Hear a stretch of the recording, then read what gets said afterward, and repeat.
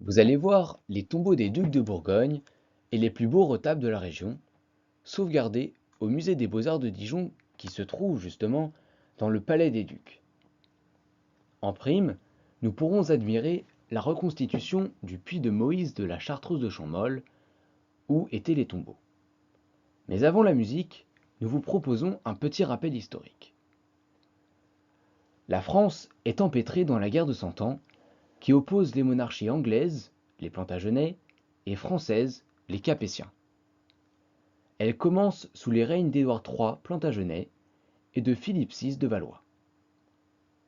La guerre se poursuit sous les règnes de Jean de Lebon et de Charles V, son fils aîné. Philippe le Hardi est le quatrième fils de Jean de Lebon qui le fait premier duc de Bourgogne.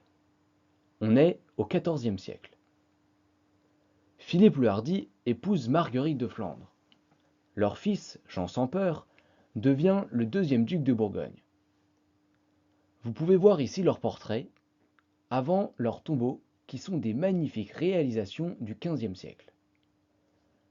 À Jean sans Peur succède Philippe de Lebon, puis Charles le Téméraire, quatrième et dernier duc de la Bourgogne, qui sera rattaché à la couronne de France à la mort de sa fille Marguerite de Bourgogne. Les ducs de Bourgogne, en 4 générations, ont bâti un quasi-royaume comparable à la France de l'époque et permet de comprendre l'opposition des rois de France devant la menace existentielle des Anglais à l'ouest et de la Bourgogne à l'est.